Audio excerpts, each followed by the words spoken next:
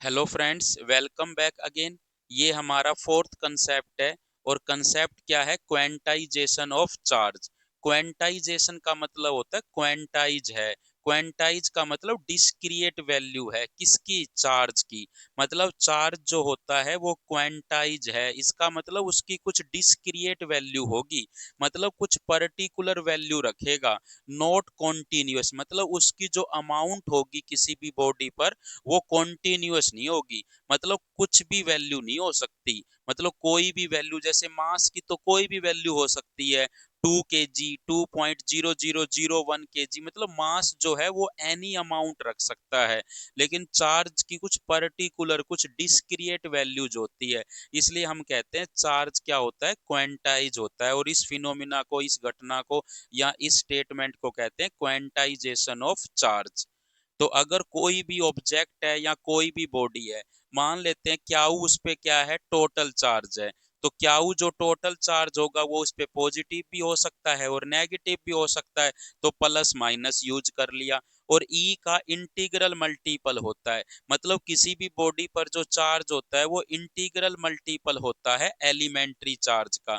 और ई क्या होता है? एलिमेंट्री चार्ज होता है। क्या होता है? Elementary charge. मतलब किसी भी बॉडी पर जो चार्ज होता है वो इंटीग्रल मल्टीपल होता है एलिमेंट्री चार्ज का।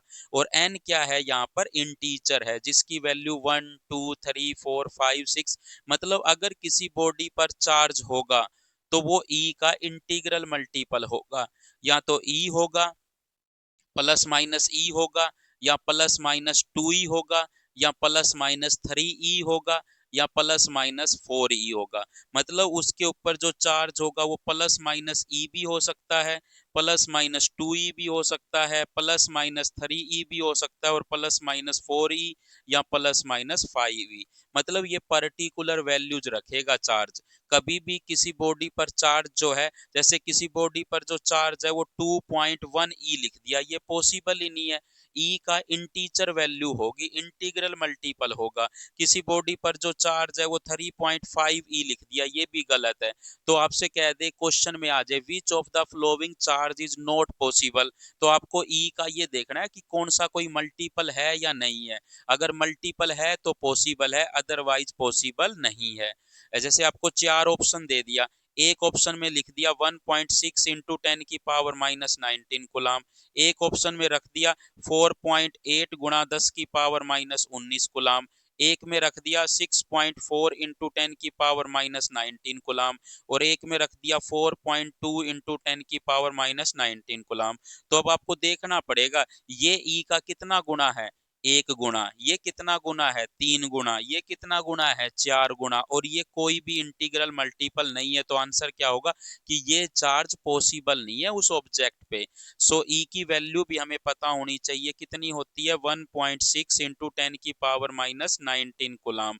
तो वो इस तरह से क्वेश्चन बनाएगा कि वो जो चार्ज होता है ना किसी भी बॉडी पर, वो तीन ऑप्शन तो इसका मल्टीपल दे देगा कोई, और एक कोई और मल्टीपल दे देगा जो इंटीजर नहीं होगा। सो इस तरह से भी क्वेश्चन बन सकता है, या डायरेक्ट ई की वैल्यू की टर्म में दे देगा। तो अगर आपसे बात करी जाए कि मिनिमम चार्ज कितना होगा, minimum charge on a body, minimum charge on a body, कि मिनिमम चार्ज कितना होगा किसी बॉडी पर, वो प्लस माइनस ई होगा, जीरो नहीं हो सकता, क्योंकि जीरो होगा तो वो न्यूट्रल ही हो जाएगी। तो इसलिए मिनिमम चार्ज कितना होता है? प्लस माइनस ई। प्लस भी हो सकता है या माइनस भी हो सकता है। स्टेप साइज का मतलब क्या होता है? Step size of charge. Step size का मतलब चार्ज मिनिमम कितनी वैल्यू से बढ़ सकता है? ई से। मतलब किसी बॉडी पर चार्ज है, या तो आप ई से बढ़ा सकते हो या फिर ई से क्या कर सकते हो? कम कर सकते हो। तो मिनिमम वैल्यू क्याऊ मिनिमम कितना होगा? क्याऊ मिनिमम होगा +/-1.6 इंटू 10 की पावर -19 कुलाम। और इस फॉर्मूले में प्लस कब यूज करना है? जब इलेक्ट्रॉन का लॉस हुआ हो। और माइनस कब यूज करना है? लो प्लस कब यूज करोगे? जब लॉस हुआ हो। माइनस कब यूज करोगे? जब इलेक्ट्रॉन का क्या हुआ हो? गेन हुआ हो। मतलब जब कोई ऑब्जेक्ट इलेक्ट्रॉन लेता है तो उस पे नेगेटिव चार्ज आता है, जब कोई बॉडी इलेक्ट्रॉन का लॉस करती है तो उस पे पॉजिटिव चार्ज आता है। तो इसके अंदर प्लस और माइनस, प्लस कब लोगे? जब वो कह दे, अगर कोई क्वेश्चन आ जाए, एक बॉडी ने 5 इलेक्ट्रॉन लॉस कर दिए, तो यहाँ पर प्लस यूज करोगे और n की जगह कितना यूज करोगे 5। अगर कह दे एक बॉडी ने 2 इलेक्ट्रॉन गेन कर लिए, तो माइनस आएगा और n की क्या होगा 2 होगा। तो मींस ये n जो है वो कितने लॉस या गेन हुए हैं टोटल, मतलब आपको नेट देखना है। अगर मैं कह दूं आपसे एक बॉडी ने 10 इलेक्ट्रॉन गेन कर लिए और 5 लॉस कर दिए, तो ओवरऑल क्या हुआ, गेन हुआ 5 का। तो हमें ये n जो है ओवरऑल लिखना होता है कि कितने गेन या लॉस हुए ओवरऑल। अगर बात की जाए आपसे कह दे 1000 इलेक्ट्रॉन तो लॉस किए और 500 गेन कर लिए, तो ओवरऑल क्या हुआ है 500 का लॉस हुआ है। तो आपको वो लॉस और गेन ओवरऑल लिखने होते हैं यहाँ पे। तो ये था आपका ये कंसेप्ट।